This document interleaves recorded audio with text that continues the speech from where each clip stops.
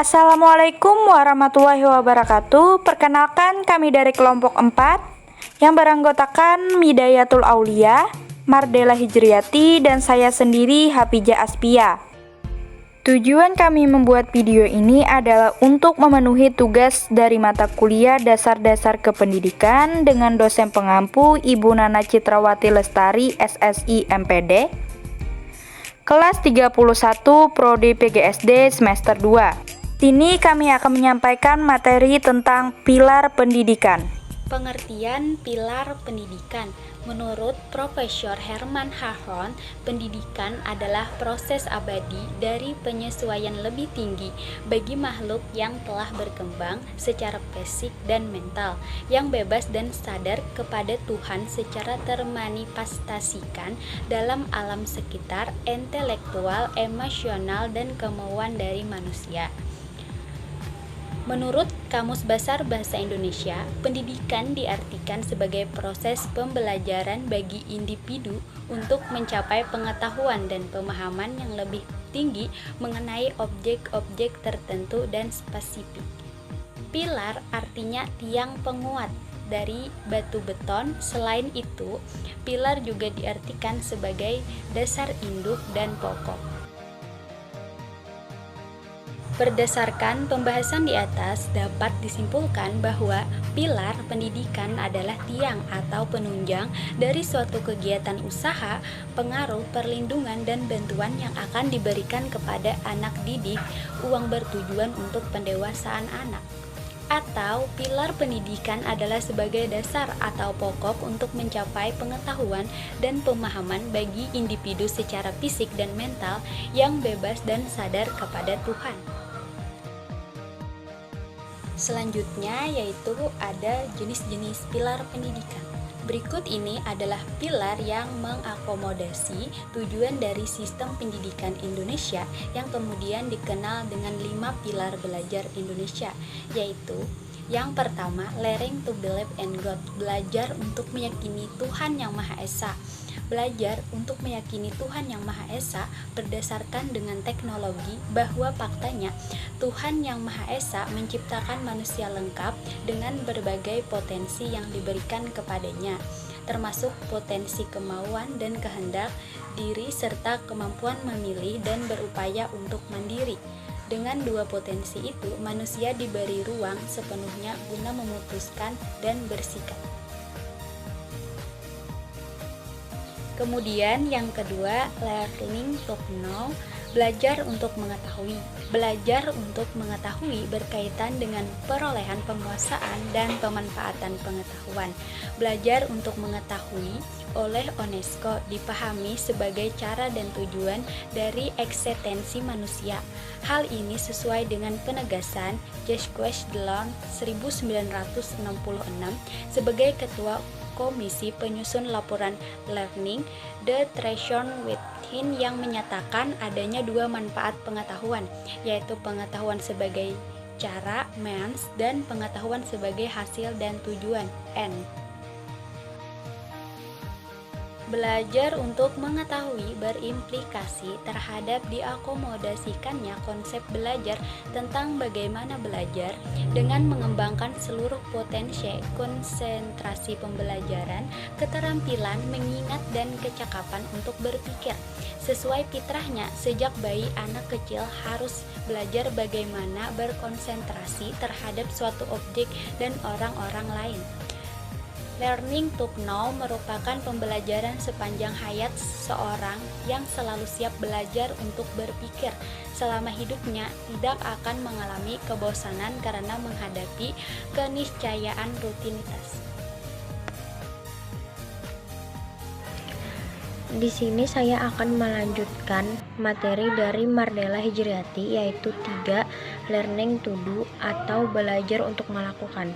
Belajar untuk melakukan atau learning to do adalah belajar atau berlatih menguasai keterampilan dan kompetisi kerja pada perkembangannya dunia usaha atau dunia industri, menuntut agar setelah lulus para siswa pembelajar siap memasuki lapangan kerja, sehingga seharusnya ada link and match antara sekolah dengan dunia usaha, keterampilan dan kompetisi kerja yang harus dikuasai siswa, sejalan dengan tuntutan perkembangan dunia industri yang semakin tinggi, tidak sekadar pada tingkat keterampilan, kompetensi teknis, bahkan sampai dengan kompetensi profesional. Sekolah sebagai wadah masyarakat belajar semestinya memfasilitasi siswanya untuk mengaktualisasikan keterampilan yang dimiliki serta bakat dan minatnya agar learning to do atau belajar untuk melakukan dapat terrealisasi. Walau sesungguhnya bakat dan minat anak dipengaruhi faktor keturunan, namun tumbuh dan berkembangnya bakat dan minat juga tergantung pada lingkungan. Seperti kita ketahui bersama bahwa keterampilan merupakan sarana untuk menopang kehidupan seseorang, bahkan keterampilan lebih dominan daripada penguasaan pengetahuan semata. 4. Learning to live together atau belajar hidup bersama. Belajar untuk hidup bersama atau learning to live together mengisyaratkan keniscayaan interaksi berbagai kelompok dan golongan dalam kehidupan global yang dirasakan semakin menyempit akibat kemajuan teknologi komunikasi, dan dalam hitungan detik dengan kemampuan yang dimiliki sebagai hasil dari proses pendidikan dapat dijadikan sebagai bekal untuk mampu berperan dalam lingkungan di mana individu tersebut berada, dan sekaligus mampu menempatkan diri sesuai dengan perannya. Pemahaman tentang peran diri dan orang lain dalam kelompok belajar merupakan bekal dalam bersosialisasi di masyarakat atau learning to live together. Untuk itu semua, pendidikan di Indonesia harus diarahkan pada peningkatan kualitas kemampuan intelektual dan profesional serta sikap, kepribadian dan moral. Dengan kemampuan dan sikap manusia Indonesia yang demikian, maka pada gilirannya akan menjadikan masyarakat Indonesia masyarakat bermanfaat di mata masyarakat dunia. 5. Learning to be atau belajar untuk menjadi manusia yang utuh.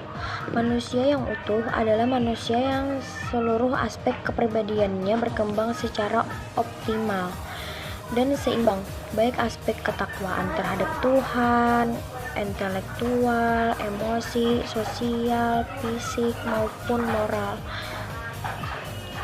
Seimbang dalam kecerdasan intelektual, kecerdasan emosional, kecerdasan sosial, dan kecerdasan spiritualnya.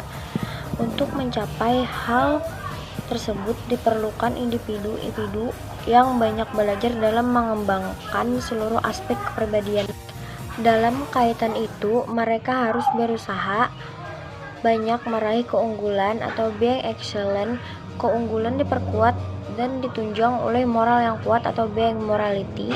Moral yang kuat wajib ditunjang oleh keimanan. Inilah yang diharapkan mampu memandu pembelajar untuk belajar menghargai orang lain. Penguasaan pengetahuan dan keterampilan merupakan bagian dari proses menjadi diri sendiri atau learning to be. Hal ini erat sekali kaitannya dengan bakat, minat, perkembangan fisik, kejiwaan, tipologi pribadi anak, serta kondisi lingkungannya.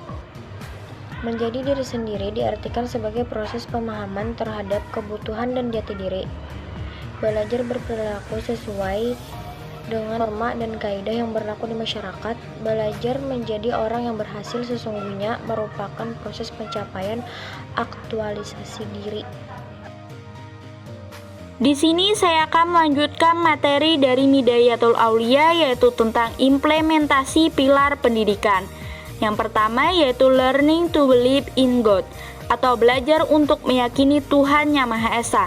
Proses implementasi pilar ini sudah terdapat dengan adanya mata pelajaran agama dan PKN yang mengajarkan budi pekerti dan kepercayaan terhadap Tuhan Yang Maha Esa.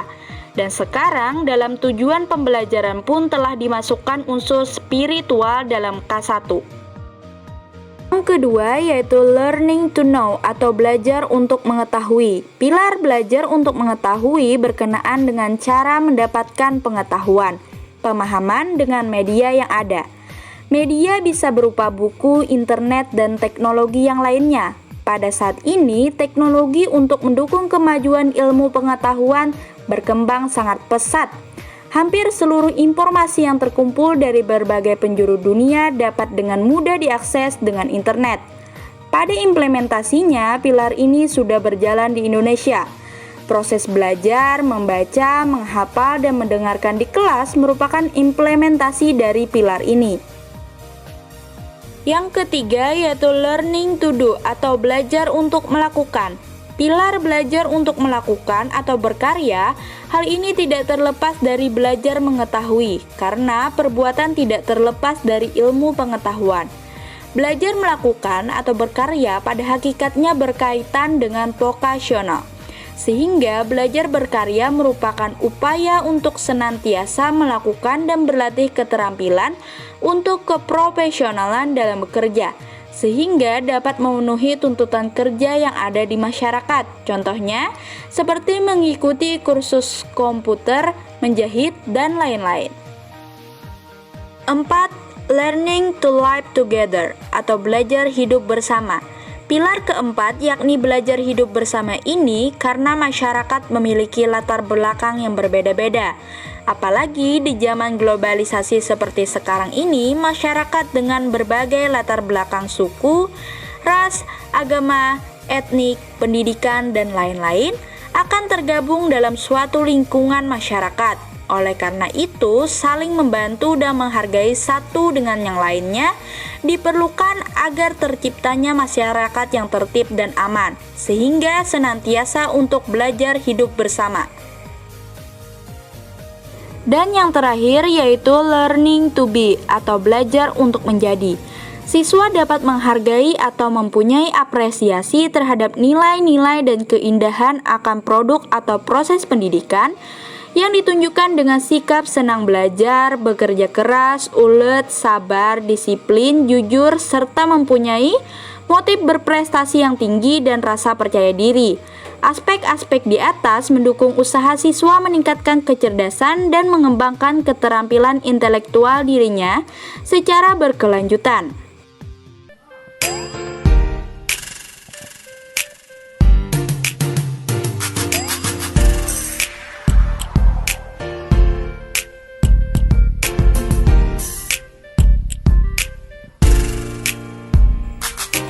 Demikian presentasi dari kami. Wassalamualaikum warahmatullahi wabarakatuh.